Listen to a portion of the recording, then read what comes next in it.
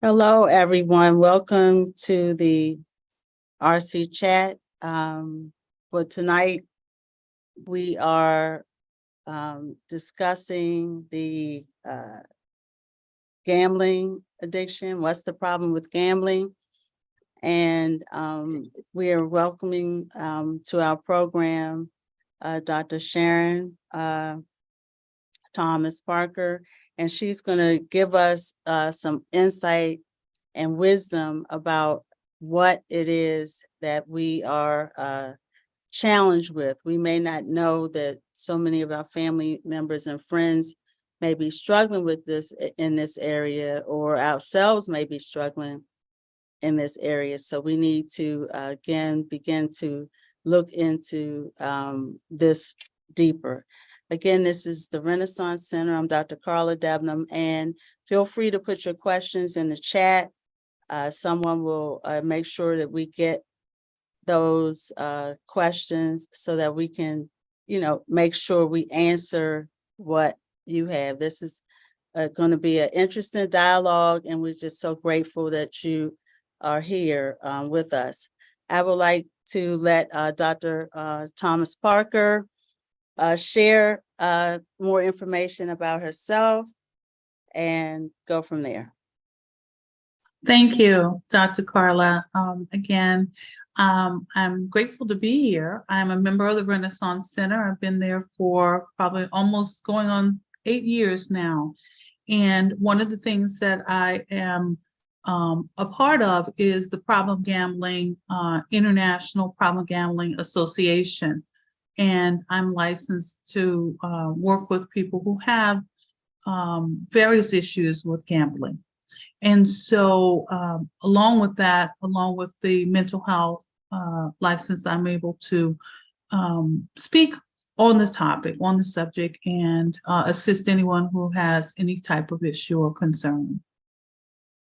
That's great. So you're an expert in so many different areas, and we thank you again for taking time out to help us navigate this interesting topic. So let's kick it off by saying, what is problem gambling? I didn't put that on there, but I'm thinking if we kind of give people a definition, and then we can go from there.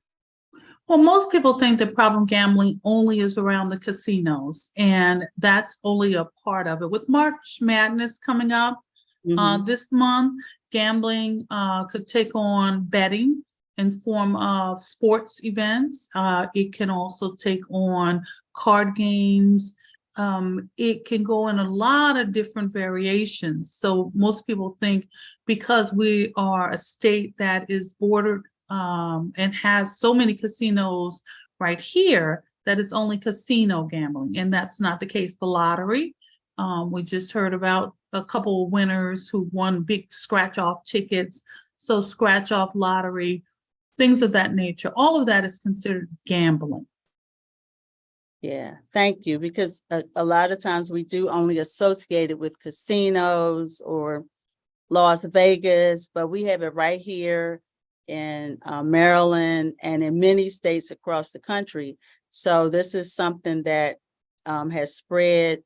Before, people used to have to travel out of state to do certain things, but now it's right even on our cell phones. That's a whole nother topic. We can gamble right, from our hands. So we need to really know that it's really easily accessible, and sometimes people can become addicted to it.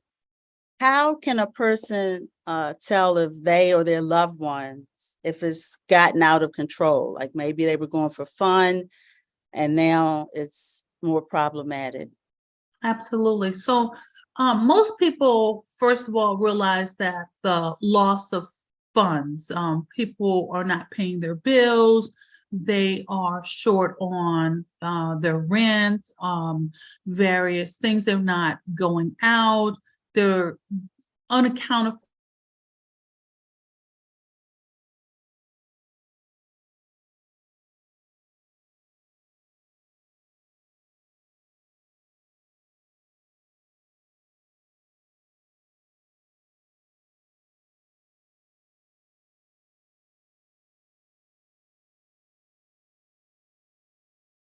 I'm gonna wait for Dr. Sharon to unfreeze, but as she was saying, people notice that their funds are low, they're running out of money, they're not able to pay their bills. So that's one of the first indicators that there is a problem or a possible you're on the road to a problem when you can't meet your expenses.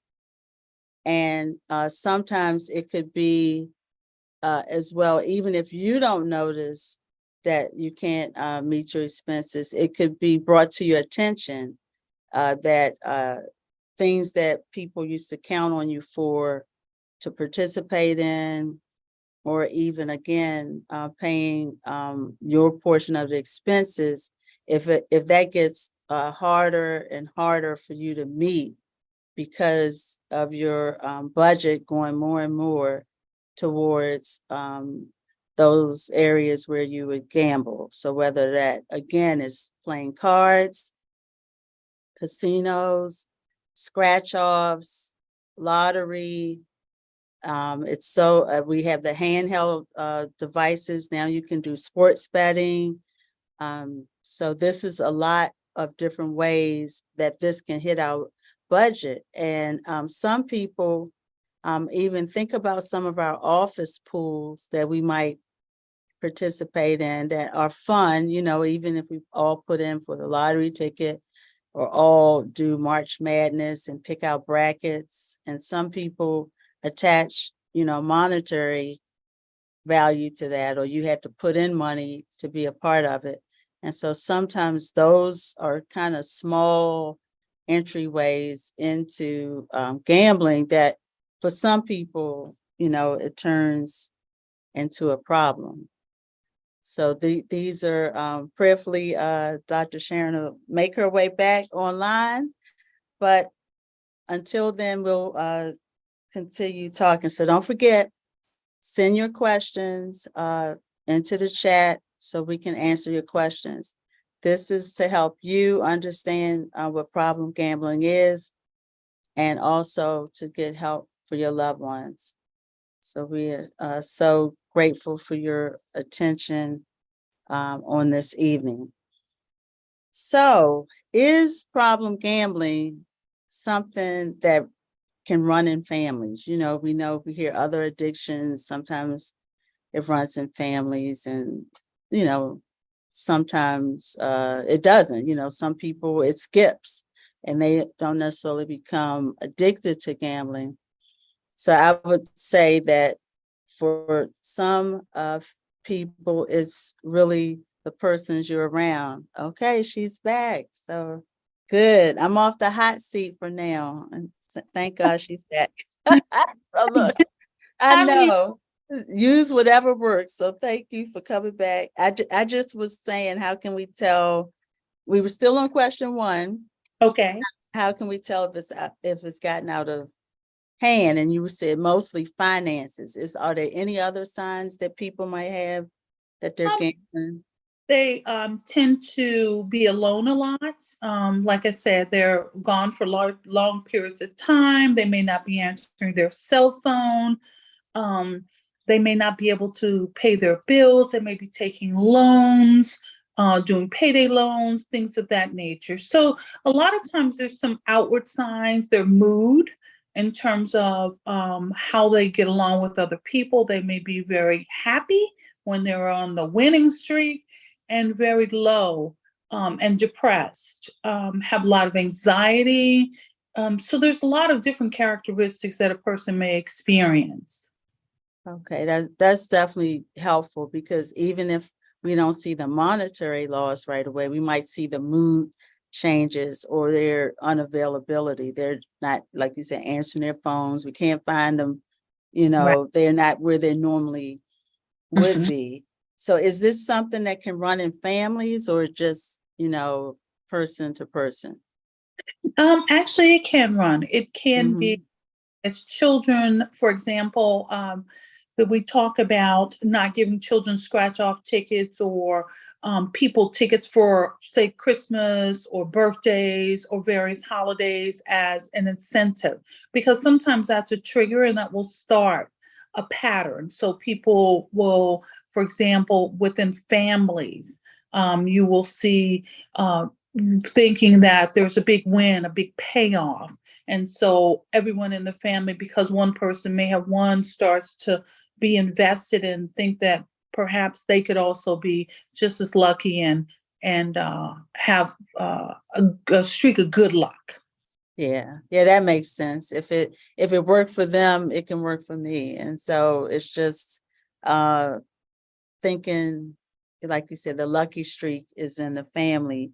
And I like how you pointed out, sometimes we do purchase those kinds of items as gifts. And again, this is where people can get start their introduction into gambling, things that they may not have done before, but this excites them and gives them some a rush, Correct. in fact. So that's a part of it. So Mhm. is that rush like any other kind of addiction, the high of maybe winning? You know, you don't know if you're going to win, but Absolutely. It's like anything that has the chance of perhaps having a big payoff. And I don't want to make it seem like it's only the lottery, because horse racing, for example, at the state fair, Preakness, the Kentucky Derby. So you start to think about all these horse races where there's big stake money.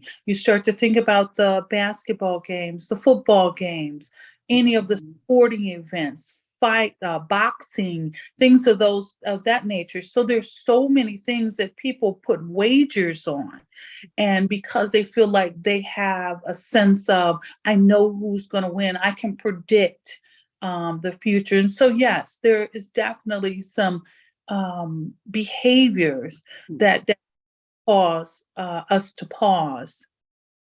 yeah, well, that's good. Yeah, and I like how you are expanding the scope of how problem gambling could be in so many different arenas, that it's not just the casino or the lottery tickets. Mhm. And, it's bigger than that. And that's why we, again, are here discussing this interesting topic. Don't forget to send your questions, put them in the chat so that we can answer your questions. It may be you, a family member, or this might be the first time you heard that gambling addiction, manifested in these different arenas. But this is here, it's everywhere now, it's easily accessible. So we want you to be informed so you can help yourself and help others. And one of the things I want to just mention, Carla, is Okay. about the cell phones with the Mhm. computer and cell phone technology has caused us to have our casino or gambling actually right in our hand. We can play different forms of card games, roulette, betting, wager bets. I know there's new commercials all over television about from the palm of your hand play, we'll give you $200.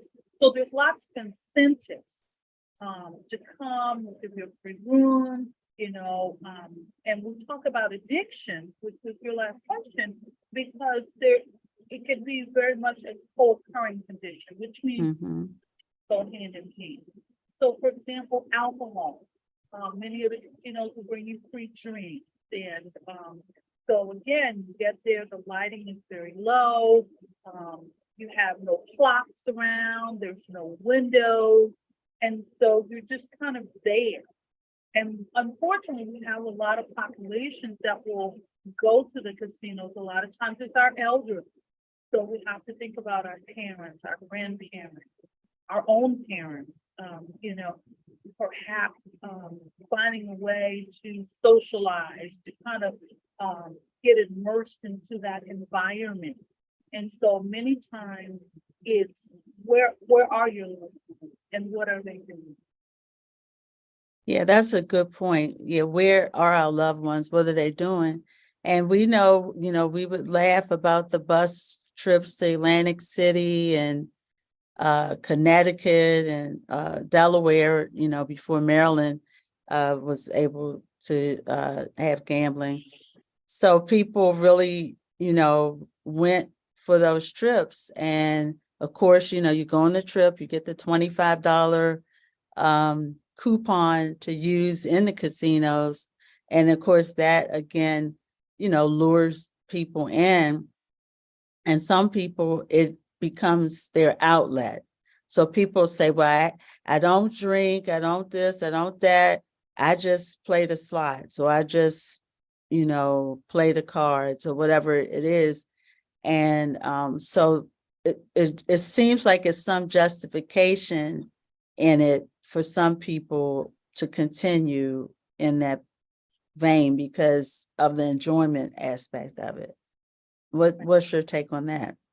That's exactly correct. So I think a lot of people do see it as a social event, going up and talking with people who are kind of engaging in the same type of behavior.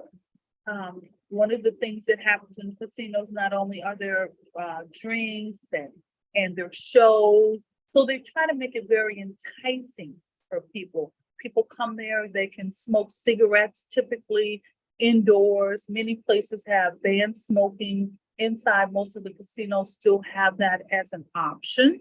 And so there's lots of liberties, so to speak, but there's a lot at stake. There's a lot that you're risking in terms of your financials when you go into any type of sports betting arena, whether it's, out at the Preakness. We can see many times at the horse races, people are drinking, gambling. There's a lot going on for those horse races. We can see, again, March Madness is right here upon us. So this time of year, people are betting which team is going to be which team, and they have all kinds of brackets, and people can bet and wager things. So again, it's a lot at stake, not only the financial, but also the mental health, because many times this is just the tip of what is later on a lot of mental health issues that will be revealed. Yeah, that's a good point. So besides alcohol and as a co-occurring disorder with gambling addiction, are there any other ones? We said depression, maybe some anxiety, any other ones to look out for? Tobacco. Yes. So the nicotine, caffeine. Many times I've heard of stories, I've done a lot of trainings where people will go to the casinos. Typically the casinos close for about 2 hours in the middle of the night, probably I think about 3 o'clock to 5 o'clock. And people would sit at the machines all day long and not even take a bathroom break. And that 2 to 3 hours that it's closed, they would go upstairs, sleep, and then come right back down because they felt as though they had the lucky machine or the lucky table, and they were neglecting their physical health.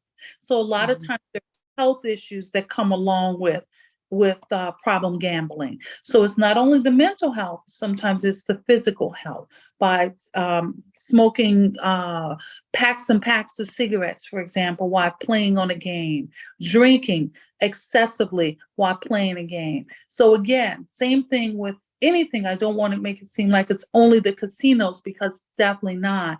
It's also, like I say, the sports, the horses, the games, many of the either young teenagers can have problem gambling issues because, again, they're on the various games and they're locked in their basement or into their room and they don't even come out for dinner. Yeah, and that behavior again can lend itself into some, more extreme. And this might sound a little might be graphic, but I have heard that some persons have worn diapers to the casino so that they would not have to get up from the machine or stop playing cards or leave the track or whatever it is that they're enjoying at that moment. And so that's a physical health as well, not, having your normal way of relieving yourself and and choosing that as an option because you don't want to miss the next button might be the one, the hot button for you. So these are some things that, average citizens may not know people are out here doing, but again, they're only sleeping 2 hours. They get the rooms free because they're there so often. And of course, this kind of, perpetuates their condition, their situation. What's the fallout? What's the consequences? We know some people may not pay their bills, may have cut back on family activities. Are there any other things that might be a challenge? Yes, some people will jeopardize their work. So in order to go to the casino, they may not go to work. They may stay home, playing on the computer, spending large amounts of time, money, energy, not socializing with family, not going out of the house, not taking care of their personal hygiene. So there's a lot of fallout, being very unaware of what's going on in the world around them. Not that everything around us is pleasant, but they don't even know what's happening down the street or around the corner or with their own family. And so again, it's very important for everyone to remain healthy and stay balanced. And with problem gambling, typically when a person has a problem with gambling, in severe, it can be mild, moderate, or severe, just like any other. When it's on that severe spectrum, there's so many aspects. They may start to commit crimes to get money. That's many, you'll see that. Robbery, theft, stealing from their family members, embezzlement, stealing from their company, from their work. Anything they can do, not paying their bills, taking that money and saying, okay, I can double it or triple it, or, come up with, $50,000 if I just take my $1,000 car payment and go out to the casino and win that money. Yeah. So it's really a false sense of hope in that situation. So it really their mindsets change to, hey, this is the way I can again improve my family life, retire early, do some things that I wouldn't otherwise be able to do, because this would be it's an outlet, and helps me not, feel what I'm feeling. And I like what you mentioned about it's different levels to it.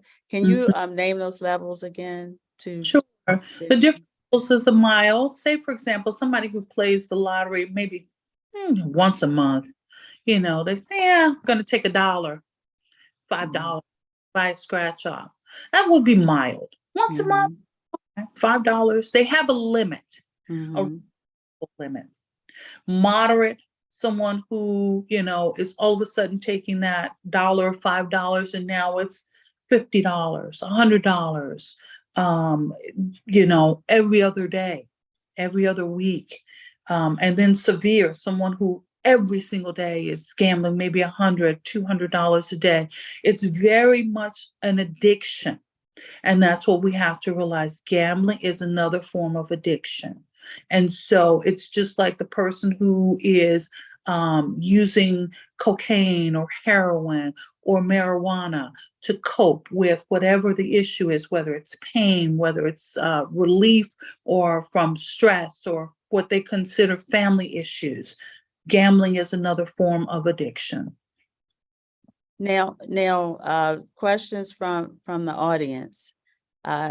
Would raffle tickets be considered gambling? We hear that a lot, in church, like, oh, if you're okay. So, right. So what's your take on that then? Yeah, well, let's put that on the mild spectrum. Anything like having ice cream after dinner. Having ice cream every now and then, there's nothing wrong with it. But if you're having ice cream 5 times a day, then we might have a little bit of a problem, right? Yeah. severe. But buying a raffle ticket once a month, once every other month to support a good cause, Mm, that would be mild. Okay. right. Yeah. Than someone who is buying all the raffle tickets and spending thousands and thousands of dollars to win that big television, and the false hope. They bought all of them except for the winning one.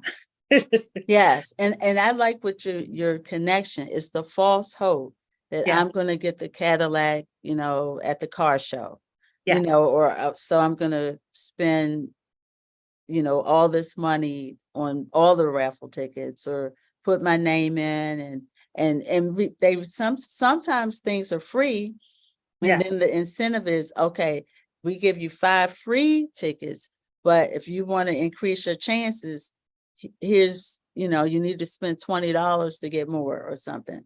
So those are some of the things that can draw us in, and it's a slippery slope. I'm going to say it that way, to go from mild to moderate to to severe. severe. And Yes, so, and of course, we're thinking, hey, I'm not severe, but mhm, am I moderate? Is this $50 every other day, every other week, starting to affect my budget? And then correct. mild is, okay, like you said, occasional. It's Mhm. not anything serious. And sometimes I know one of the ways people can help decrease or minimize the impact of the draw of the gambling is to cut back. Is that a strategy? Like, I used to spend $50 a week. Now I spend $20 a week. That is correct. So I've had many problem gamblers come actually to the Renaissance Center for treatment. Mhm, And so mhm. it's not about just stopping the behavior. Sometimes it's very hard to just stop the behavior. Most people just don't go cold turkey, whether it's from, a diet, whether it's smoking cigarettes, whatever it is. Shopping is another form of addiction. So we say, okay, let's set some parameters. Let's set some budgets. Actually, within the casino world, there is the exclusion program. I actually had a person several of them put themselves on the exclusion program, which means you cannot go into any casino. If you win, you don't get the winnings. Again, it's very severe when you get to that level and you have to restrict yourself from going into the casino. But I did, in fact, have several people who have decided to put themselves on that restriction list. And with that kind of restriction, what would that equate to if it was a substance Mm. use? What That you would be know? an intervention. That would, Okay. that's exactly correct. So Okay. I actually had several people put themselves on, but still went in to the casino, just like any other addiction. And so then they had consequences. They were sanctioned. One actually had to go into a county detention center. So because he violated going Right. into the, so again, we have to be very mindful that when we talk about addiction, whether it's gambling, whether it's internet, whether it's shopping, any type of addiction, is it can be severe. And when it's severe, we have to know who to turn to for help.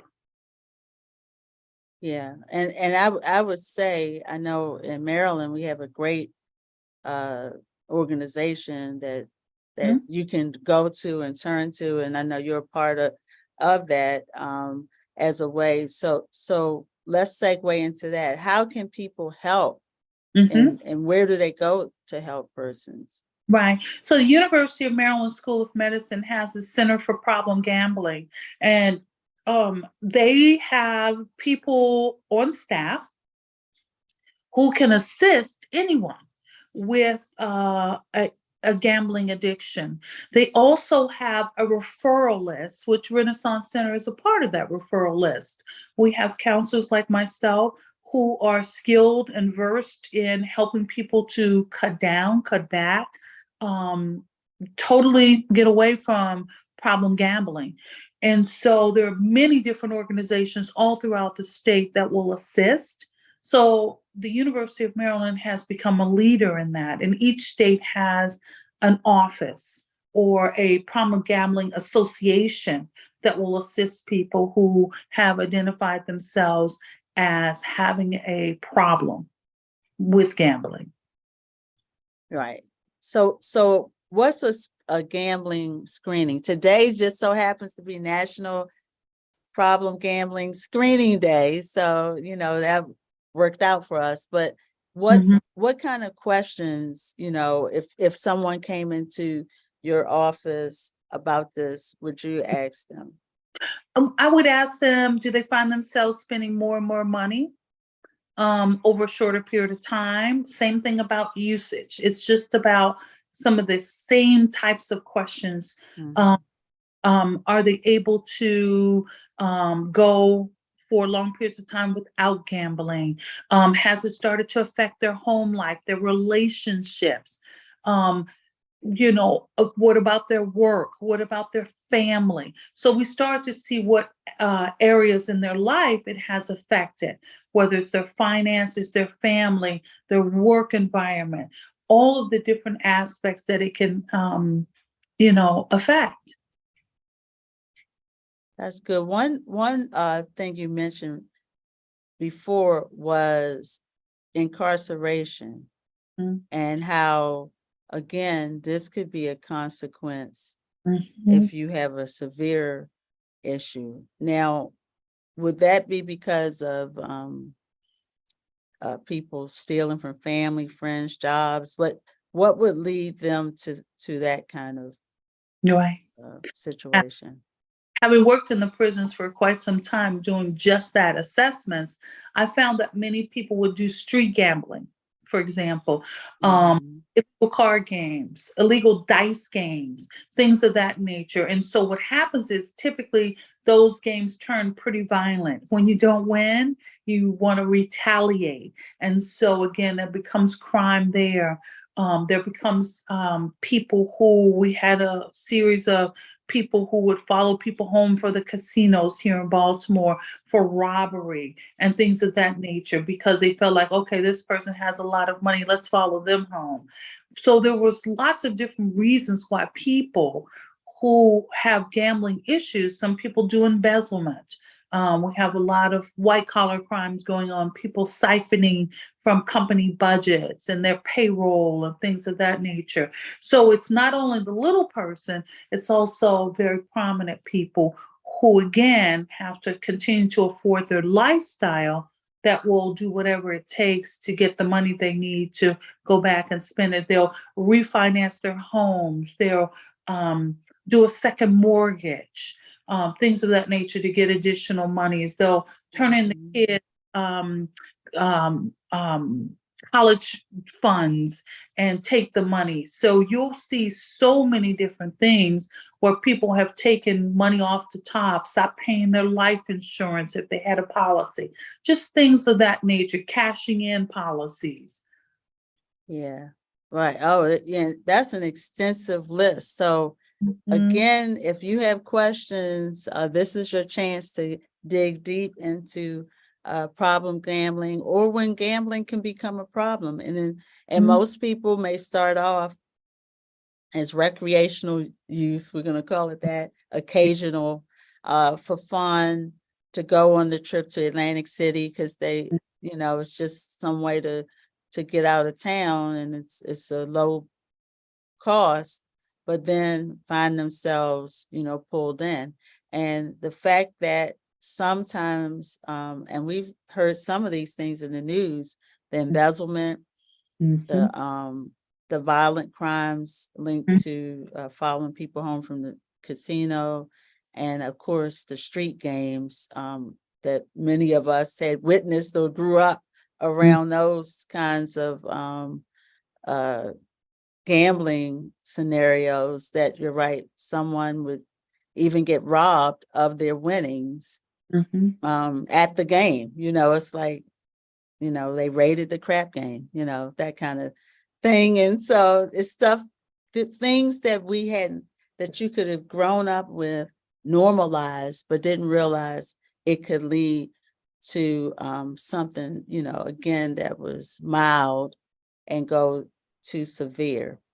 Mhm. And especially with stealing from your children, Mhm. cashing in their savings bonds, or, from old school, whatever it was, the way you could get money to make sure you had more money, because of course you were going to put it back.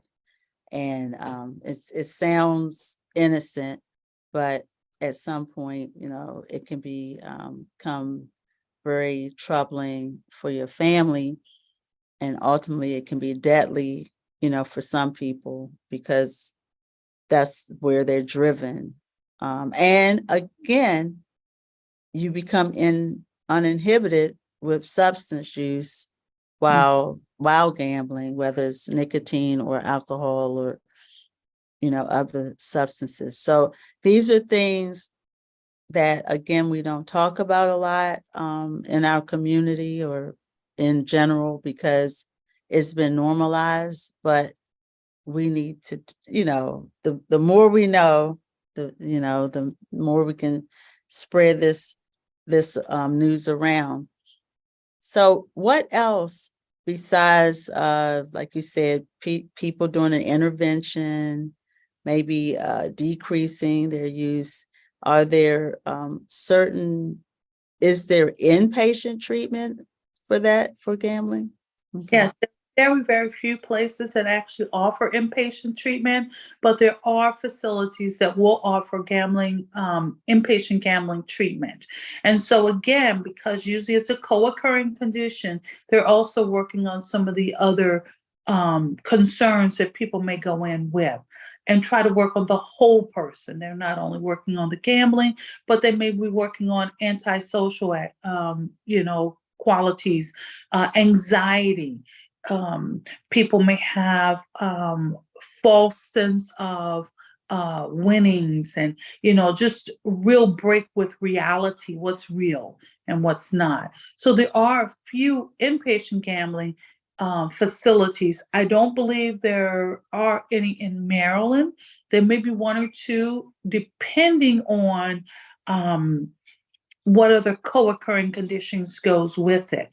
So, for example, some of the treatment programs may work on substance use and also deal with gambling, just on a surface level, to help people understand their behaviors. So it's more of a behaviorist approach. Okay, great. Now, you mentioned earlier something about the teens and young adults. Mhm. How are the games or the gaming industry, is that a gateway for some into gambling? And what's the I know you can buy coins or tokens or different things for some of these games that can seem like it's going to let you win, even if it's non-monetary winning items. So is that the draw, the winning, Absolutely. yeah. So, like the new commercials that are on TV, right from your phone. If you bet $20, you'll get $200. I think that's one of the little ads they have, right? Mhm.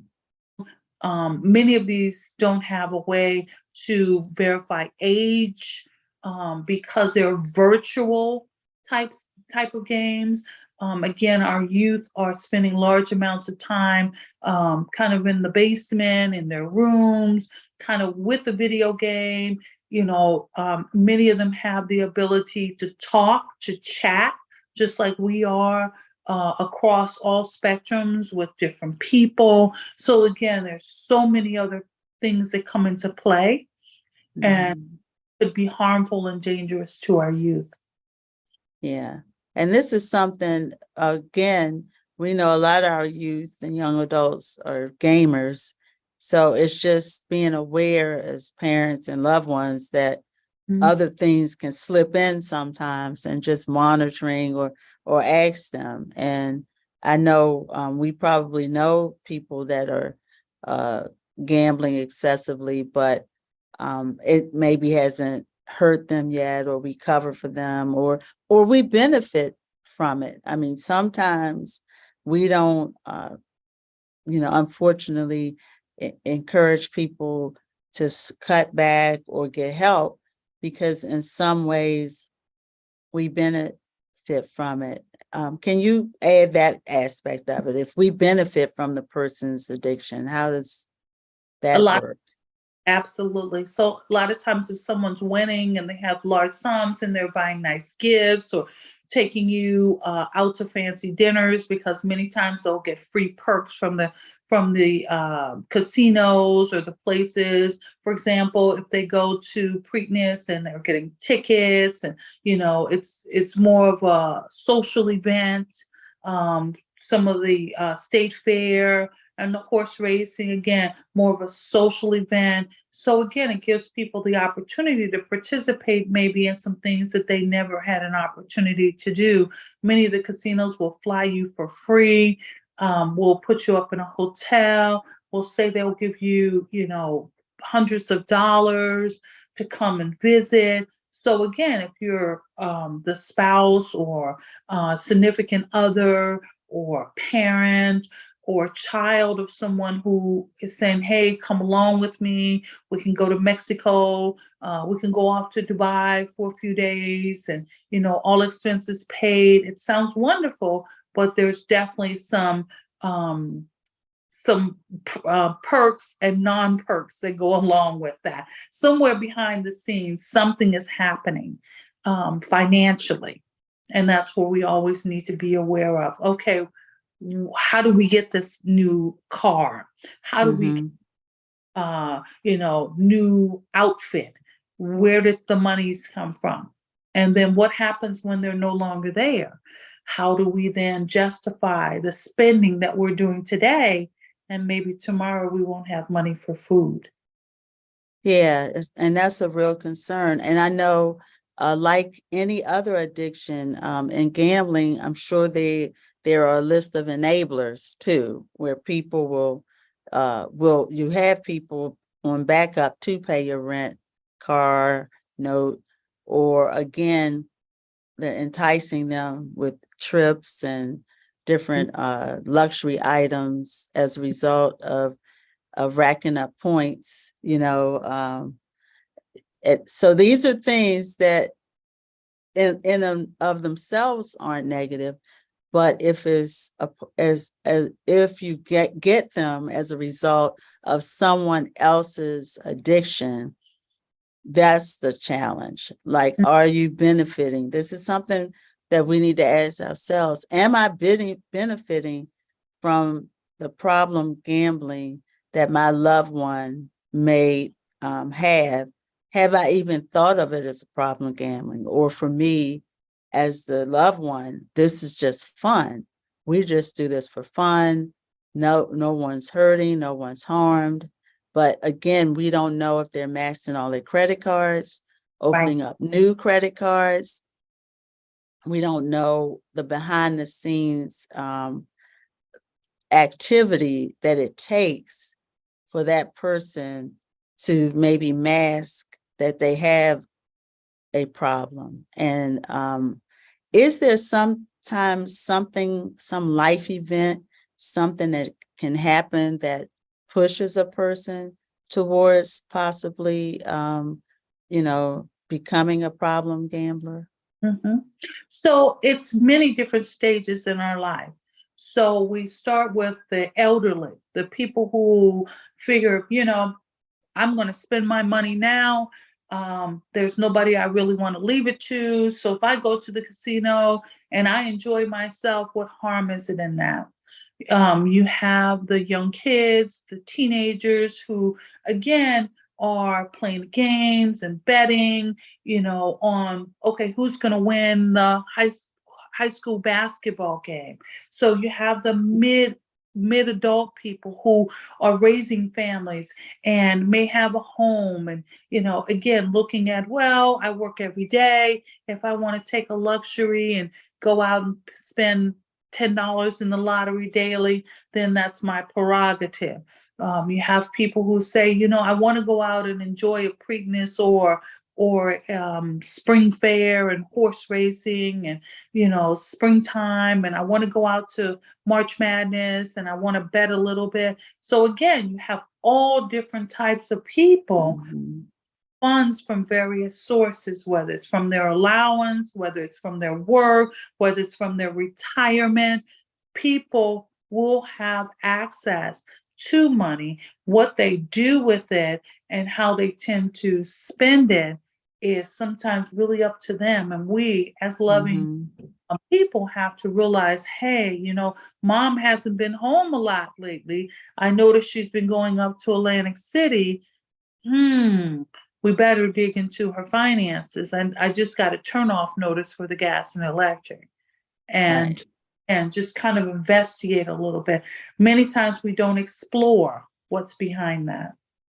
Yeah, that's true. That's some good points, especially we know that a lot of women are subject to problem gambling, especially like you said, our senior women. So, and again, we hear people say we're on a fixed income, yet somehow they find their way to gamble, which is also a challenge. It's like, again, I'm not getting food or medication, but I'm down, at the casino. Now, is it possible, this is a question from the audience, that someone's medication would impair them to the point where they can become addicted, or So anything is possible. It would just so sometimes people are have a break with reality, okay, and possible, if their medication is not strong enough or maybe too strong, that they have a break with reality and they feel like, wait, that's the place. I'm going to go down and meet friends. There's going to be music playing. They're going to be passing out drinks. I'll just put, $10 in, and then they have access to a bank card, and then they take another 20, 40, 60, 80, 100, 120, and it just keeps going and going and going. Right. And again, they call themselves having a good time. And so they're living for that moment and not for the month, the week, the year, a lifetime. Yeah, right. Yeah. And I would think maybe it's not the medication so much as maybe it, again, like you said, the medication, depending on what it is, could make you feel freer to make some of these choices, or maybe this is the best you felt in a long time. So you're going to, make sure you make the most of feeling good and start doing some things.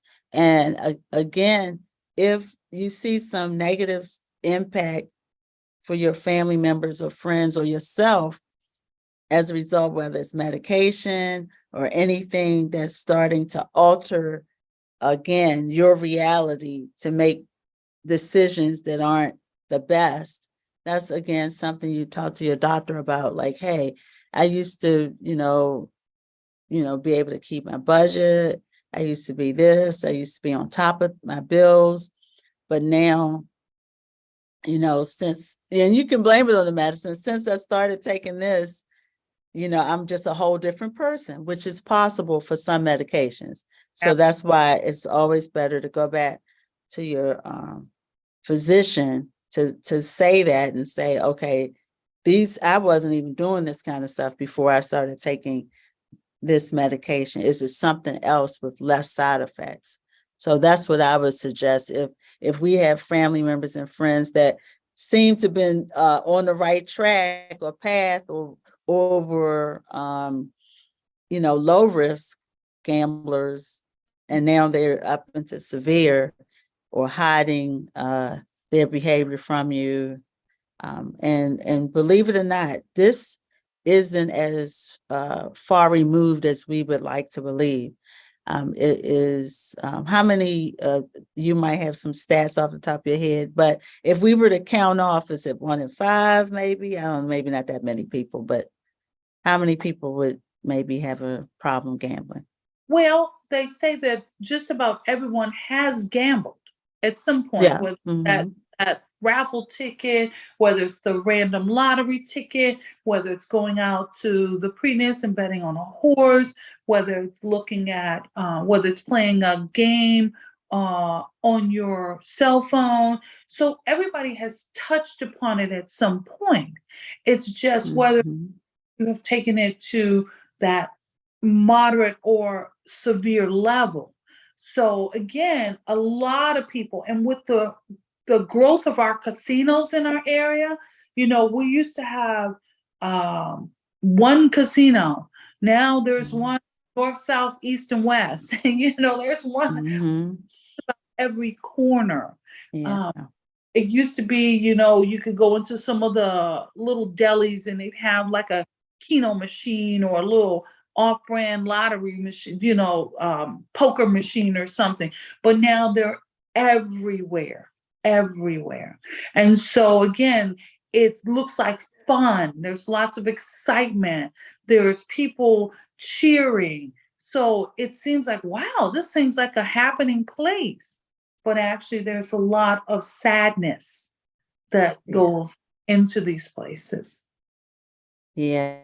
And I would, and that's the part that we have to refocus on. For as much fun as it may seem and be, remember, the casinos and other gambling outlets spend a lot of money to make it attractive, to make it fun, to do the lighting, to everything that goes into it has been studied, just like we have studied counseling and psychology. They've studied on the other side. What is to bring people in, what will make them stay, what will make them spend certain amounts of money. So it's been a lot of